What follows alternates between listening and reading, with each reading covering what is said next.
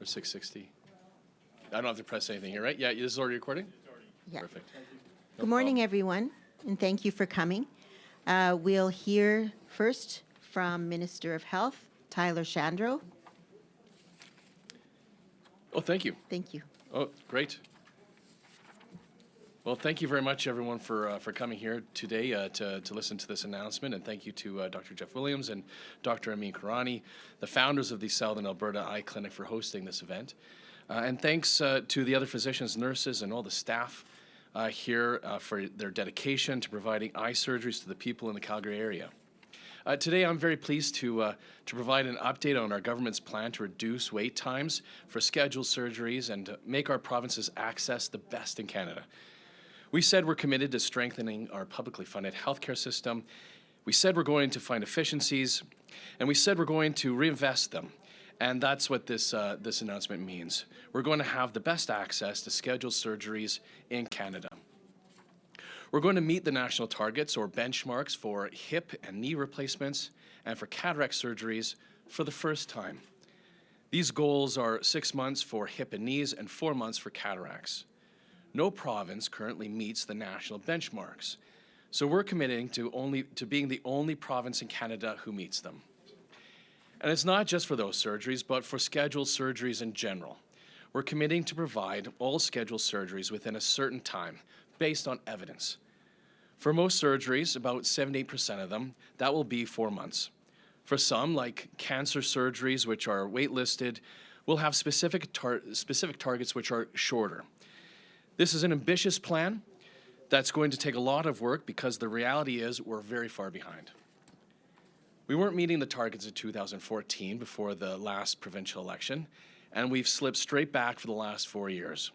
In 2014, 87% of Albertans received hip replacement surgery within the 6-month target. And last year, it was 70%. For knee replacements, we dropped from 81% meeting the target to 66%. And for cataracts, we dropped from 71% to 49%. In May 2019, more than 70,000 Albertans were waiting for surgery. And close to 40% of them were waiting much longer than the clinically recommended wait times. And that's not good enough, and it's why we campaigned on doing better. We laid out a clear commitment to reducing wait times for scheduled surgeries. Now, we can't continue to do things the same way, so we are going to be making real changes. In total, over the next 4 years, we'll provide up to 80,000 more surgeries to Albertans. By 2022-23, we'll be doing about 10% more scheduled surgeries than we do now, and we'll manage the volume as needed to sustain access at our targets. As recommended by the McKinnon report, we'll expand access to publicly funded surgeries in our hospitals, as well as independent partners like the Southern Alberta Eye Centre, where we are today. We already rely on 42 clinics such as this, which we call non-hospital surgical facilities, to perform many publicly funded day surgeries. In fact, about 15% of the total that we do each year.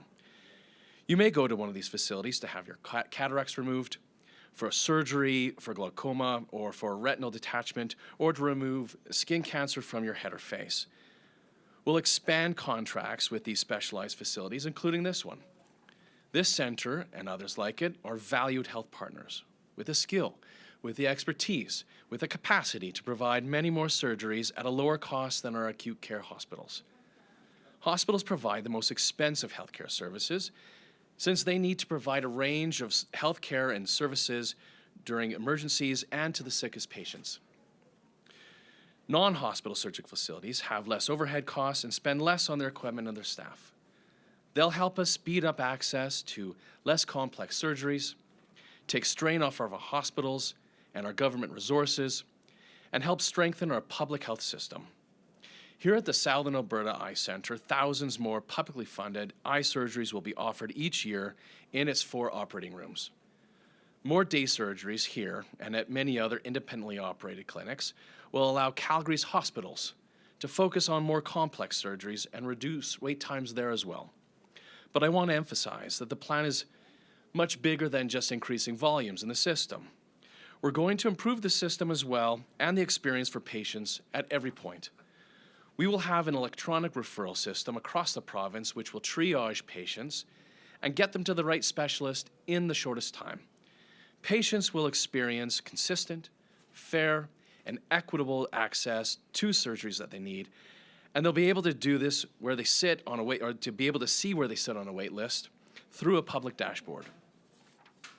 We'll also expand telephone and electronic advice programs so that family doctors receive timely advice from medical specialists and get Alberta patients on the right treatment path faster. Now, this is a bold plan to deal with a complex healthcare issue, which all provinces and all jurisdictions are currently struggling with. Our surgical initiative puts patients and families at the center of all of our work and will meet the needs of Albertans well into the future. Now, I look forward to working with AHS and our other non-hospital partners.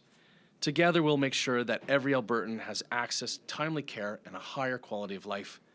And I'll now ask Dr. Williams to come and speak a little bit about this clinic and to speak as well about their part in this initiative. Dr. Williams. Well, thank you to the Minister for allowing Dr. Cranny and I to participate in this announcement. We are very pleased to be part of the solution to reduce wait times and increase access for patients with urgent retinal problems in particular. Ophthalmology and retinal surgical care has taken place outside the hospital setting for more than 10 years. And currently about 2,400 retina procedures are done in Calgary each year, mainly in the hospital. But the majority of these can actually be done more efficiently, more conveniently in an outpatient facility such as this. This facility can handle about 1,800 retina cases, and maybe the other 600 cases or so would actually be handled at the hospital because those are patients with advanced medical problems or trauma and the like. They're therefore not ambulatory. This would represent the most efficient use of resources and dollars according to the patient's needs, not historical trends. So specialized eye care nursing teams are already handling thousands of cataract surgeries here in the city, and they have the expertise to handle the cases for retinal surgery as well. This is a purpose-built facility that can handle up to about 8,000 cataract procedures per year and about 1,800 retina procedures per year. And these are publicly funded, contracted procedures that work hand in hand with the existing system to reduce the wait lists and increase efficiencies. We like to call this ultra-public. We're proud to have started this in Alberta for this type of healthcare delivery, but it's already taking place all over the world. We pioneered this concept of retina surgery in outpatient in Canada, and other provincial centers have actually come and visited us and returned home and taken these ideas, such as the Kensington Eye Institute in Toronto. A purpose-built facility like this puts thought into finding the ideal patient experience and flow through to avoid unnecessary delays, which results in fewer cancellations and the capacity to add an urgent retinal detachment onto a regular day. We're not abandoning the hospital, however. We're committed to providing the care both inside and outside the hospital, but whatever is best for the patient. For instance, in the hospital system, I've experienced a code burgundy where the hospital has no beds, and I had 7 patients waiting for retinal detachment surgery. At the same time, patients with broken hips and heart attacks were being turned away to other hospitals simply because these patients were taking up beds and they were all ambulatory and they didn't need to be there. So many of our patients are healthy and therefore they don't require full hospital admission. So redirecting the healthier patient to a facility such as this will free up hospital resources and reduce wait times for other surgical cases in other disciplines in the hospital. So again, thank you to the Minister and his team for allowing us to be here. Thank you. Thank you, Dr. Williams. I'd now like to invite Mr. Stan Grad, a patient who has had surgery in this clinic, to speak about his experience. Yeah, you bet. So my name's Dan Grad. I've had the unfortunate experience of being operated in the clinic here as well as Rocky View. You know, eye surgery is efficient. It needs to be effective and quick. This is what this hospital clinic is all about.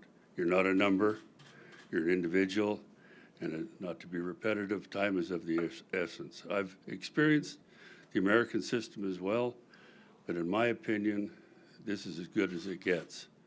So if there's an option A and an option B, option A being the eye center, option B being Rocky View, I'll take option A anytime.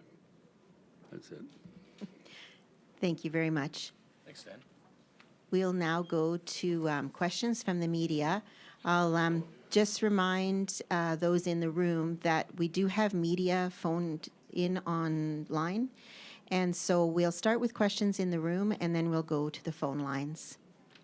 Any questions? Sure. Do I go up? Yeah, Sure, please yeah. speak into the mic. Thanks. A couple of questions. First is related to the announcement. So can you explain, I'm a bit confused. So are you saying that because you're implementing these new systems, you're going to save money and that money can be used? Or what exactly are you doing? We campaigned on decreasing our wait times. It was a big commitment for us in the last election. So this is about us saying, in a given year, we have about 300,000 surgeries in this province. We have right now 70,000 people waiting on a waiting list, many of them waiting much longer than the clinically recommended wait times. This is us adding capacity to the system, both in our hospitals, and it'll have to require some capital spending in our hospitals, but also making sure that we're working with non-hospital surgical facilities like this one to make sure they're at full capacity, because right now they're not. So we have 42 of them in the province. Right now they're doing 15% of our 300,000 surgeries. We need them to be at full capacity, and that's going to be part of the initiative to make sure that we're adding over the next 4 years, I guess 3.5 years, 80,000 more surgeries.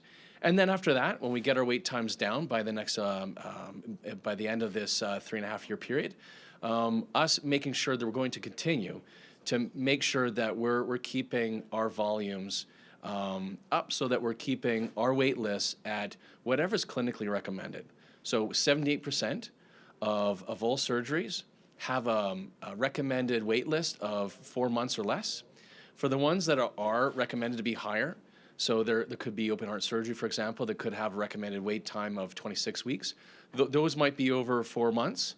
But we want to make sure that all of our wait times for every scheduled surgery in this province is going to be what's clinically recommended, and that will make us the best in Canada. And so how much is that going to cost? I guess I didn't. Yeah, there will be an increased cost on the physician fees, as well as at making sure the non-hospital surgical facilities like this one are at full capacity. So the details of those will be in the new year. Some of the increased cost is obviously going to have to come from finding efficiencies in the system, which will come out of the AHS review, which will be done by the end of this month and released to the public mid-January. So those efficiencies, that was always our promise to Albertans, that this AHS review was us finding efficiencies in the system to make sure that we're reinvesting. So that's why I said that in this in the announcement today, that this is our commitment to Albertans, as we said in the last campaign, that we were going to not just find efficiencies, but invest them into the system. Okay. Actually, can I ask you to limit Yeah. to one follow-up, and we'll come back around if we have time? Okay, the other question I had was related to, so recently, I don't know if you saw it on Twitter, one of the family physicians in Calgary speaking out about what he's going to have to tell his patients because of cuts to the healthcare system, that he's going to have to limit his visits to 10 minutes. He's going to have to make them come back for multiple visits if they have complex issues, and all the things that they feel is the fallout of healthcare cuts. Sure, I have a little bit to say about that. So, higher level, we submitted to the Alberta Medical Association, the organization that represents the physicians and their compensation, because we're starting negotiations with them. The agreement's ending March 31st. We submitted 11 proposals to them. The first one was about what's called complex modifiers. And I think if you asked the typical Canadian if they knew what a complex modifier was, they'd probably say no. They wouldn't understand it because we're the only jurisdiction in Canada that has complex modifiers. Now, the complex modifier is a way for us to pay a physician because it takes longer than what fee-for-service might be able to allow them to spend time with a patient. So I think what we're admitting is that fee-for-service isn't working for every patient, and it's not working for every physician. But complex modifiers, we've tried it for the last few decades. It's obviously, I think, if we look at the data, isn't working. To the extent that a physician wants to say that they're going to limit a healthcare visit with a patient to 10 minutes, I think that's unfortunate. But I think it also shows why our healthcare costs in this province are ballooning. I think it's showing why a complex modifier in itself is not working. And I think that shows that we do need a different relationship with our physicians to provide them with the opportunity, a different model for compensation, which is going to allow them to spend more time with their patients. So I think that's unfortunate that somebody would be making a comment like that, but I think it also shows that fee-for-service isn't working, and we do need a different model for the system. Great. Thank you. Next question. Good afternoon, or good morning, rather, Minister. Just to follow up on the Britannia Clinic, do you feel that 10 minutes is enough to see a patient, and if complex modifiers... Sorry, which clinic? The clinic that was just... Sorry, we were talking about Twitter again? Okay, sorry.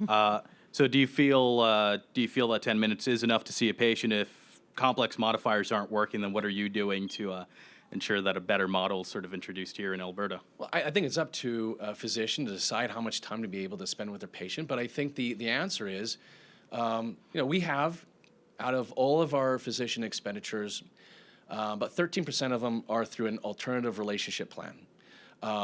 10 years ago, we were at 11%. We're now at 13%. There are provinces that are 3 times that. And I think we're far behind what other provinces are doing. I think, as I said before, that fee-for-service doesn't work for every physician, doesn't work for every patient. And I think we do need to look at how we compensate our physicians, perhaps through an alternative relationship plan. Whatever works for the physician, I'm happy to have that conversation. If it's per patient, if it's so like a capitation model, if it's per patient, if it's per hour, like they may do at I think they do that at the Boyle McCulley, but a lot of, or in at the Mosaic PCN, because if it's I think a population base with really complex needs, you're going to probably need per hour. So, but whatever that compensation model is, let's have those conversations with the physicians to make sure that they're having the time that they need to meet with their patients. I'm happy to have those conversations with those physicians. Okay, thank you. Fair enough. Yeah. If I could just ask my second question here. Nothing about the follow-up. surgical initiative, though.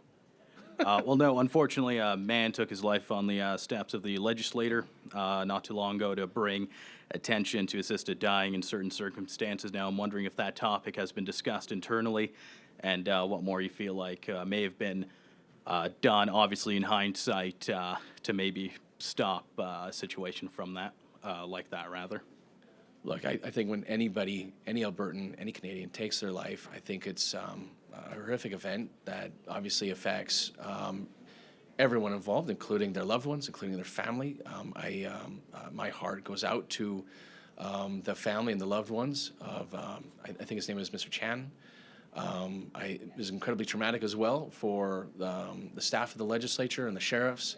I thank them for making sure that the legislature, which is the people's house, continues to be a safe place for all Albertans to be able to come and visit and work in. I think it's also one of the reasons why we, as a government, through Associate Minister Lewan, who's the Associate Minister of Mental Health and Addiction, to make sure that we're continuing to increase our investment in mental health and to make sure that the services in the community are there for anybody who needs those services. I think it's incredibly tragic event, and my heart extends to the family, Mr. Chan. Unless there are any other questions about this surgical wait times initiative, our schedule is pretty tight, so we'll move upstairs for photos. Does anybody have any questions about this announcement before we move upstairs? Yeah. Sure. Can you go to the microphone, please? Thank you. Could you just speak a little bit more about the online triage system that you said, when that will come into play, how that will look for an average Albertan seeking surgeries? Sure. So maybe for that, the details of this is obviously going to come in the new year. I'm probably going to ask Assistant Deputy Minister Dean Skrupnik, who has been helping us. This is under his division. And so, Dean, if you don't mind being able to come up here and speak to that. Yeah, thank you, Minister. So the vision for the Alberta Surgical Initiative is to really enhance the patient experience and the patient journey from referral to specialist through to surgery and then through post-op. We have a tremendous amount of investment already in My Health Record, and we envision leveraging those investments that government has made to improve the ability for a patient to see themselves through the journey. So, for example, when they are referred to a specialist, they'll be able to see that they're in the queue. They'll have a good sense of when their expected visit is to the specialist. And then once the specialist determines that they're ready to treat, they'll have a direct line of sight into when the surgery will be performed. And do you know when that will come into play? Yeah, it's so this is a 3.5-year plan. We feel that this is a piece that is incredibly important in the early stages of our plan. So work is already underway to implement this. All right. Thank you. Okay. I understand we have one question on the phone line. Operator, could you put the call through, please? Our question comes from Catherine Grogowski of Alberta Today. Your line is open. Good morning, Minister. Morning. I know that a similar initiative was taken in Saskatchewan where they invested in non-hospital clinics. The surgical wait times went down, and then they pulled back on the funding and the surgical wait times went up again. So I'm wondering what, if any, lessons that you're learning from Saskatchewan with this surgical wait time initiative. Well, I guess I'd say a few things. I'd first point out that this idea of the triaging is actually informed by Saskatchewan's initiative. So Saskatchewan's initiative was multi-pronged, just as this is going to be. And so we are definitely learning from that. This isn't just about spending more to get our surgeries down, but also about how and what the patient's journey is going to be able to get from the moment that they see their family physician, get the referral to the specialist, and from the time that they're ready to treat and they actually have the surgery. So there's a lot to learn from Saskatchewan, which we are going to be learning from them. I'd also say this, Saskatchewan, at the time, I think by the end of their initiative, if we were to use the same terminology that we use in Alberta, because I've mentioned the non-hospital surgical facilities that we have in Alberta, we have 42 of them like this one that we're in today, Catherine. Saskatchewan didn't have that at the time. And so by the end of their initiative, they got up to about 5 or 6% of their scheduled surgeries being done in what would be the equivalent of an NHS are going to be at full capacity. And this is going to take some time for us. And did I hear you say that part of this will be increasing physician fees? No, but increasing capacity for NHSFs, increasing the volume of surgeries that are done, which is actually something that over the last 7 months that I've been in this job, I think has been made very clear to me. When I've met with specialists, they've been desperate for OR time. And so this is an opportunity for us to add, over the next 4 years, 80,000 new surgeries so that those specialists can get that time in the OR to treat their patients. Thank you. I think there's one more question here in the room. Sure. Yeah, we just have one more question each. Is there a date that we can expect the Q3 opioid report data from July to September? No, off the top of my head, I can get back to you on that. Can you remind and maybe email our office and we'll make sure that Steve gets that answer for you. Happy to get that back to you. I was just wondering, I'm not sure if I missed it, but do you already have sort of an earmarked cost to the surgeries? And I was just also wondering, with that online portion where you can kind of see where you are in the wait list, I know another province, I don't know which one off the top of my head did this, but you're sort of able to go on there and see the different wait times for the different hospitals to receive that surgery, and you can sort of adjust accordingly. Let's say if you're willing to like travel to Edmonton or whatever, you're able to do all that online. Is this system going to be similar to that? Yeah, it will be similar to it. The details of it, we're still figuring out. As Assistant Deputy Minister Skrepnik said, we're to the extent that we leverage off of My Health Records or use some other platform to be able to do it. I think the details are still being figured out, and The first part was, for budgeting, obviously, we're scoping it out right now as well. We know that there's going to be some requirement for some capital investment, to the extent to which, how many more ORs do we need to be building, to the extent to which we add more capacity for OR time in our acute care hospitals as it is right now. So all that work is being done, and we're looking forward to being able to get more details in the new year. Great. Sorry, just do you know when we can expect details by, or? I can't give you an exact date, but I think it'll be early in the new year, probably in Q1 of the new year. All right. I Great, see thanks. Dean nodding. Thanks very much, everyone. So those of you who want to go up to the OR for photos and B-roll, please see Teresa over to the side here.